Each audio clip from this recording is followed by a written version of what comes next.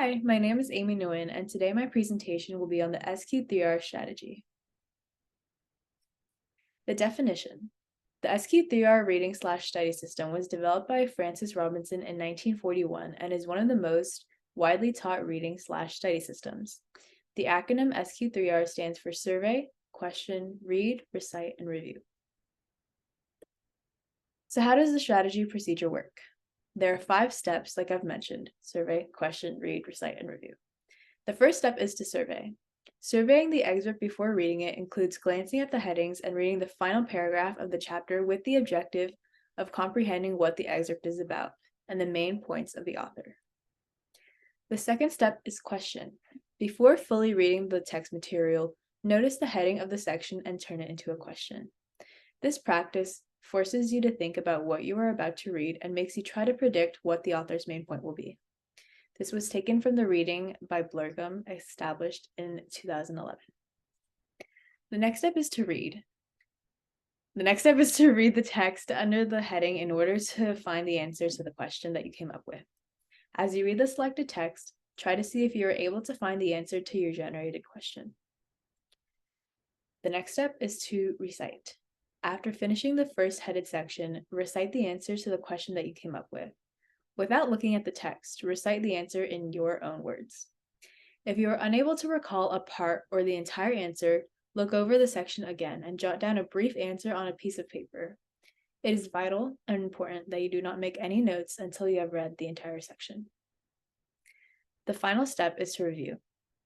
After completing the reading, review the notes you made to familiarize yourself with the important information found in the chapter.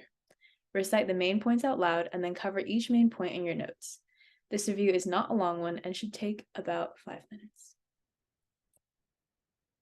So how did I apply the strategy to my own learning?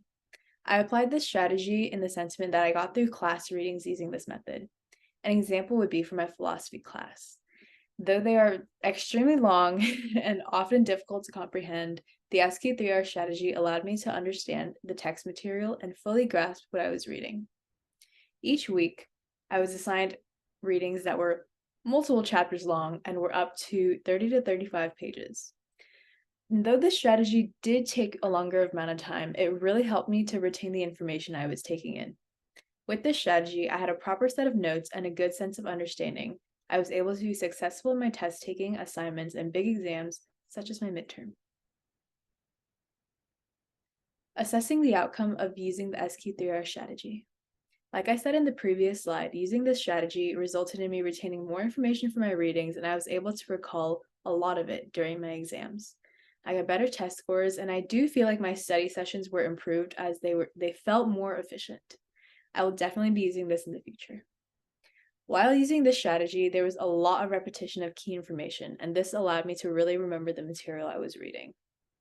The method also forced me to focus on each headed section, which broke apart my long readings into smaller fragments, allowing me to focus my full attention onto what I was reading.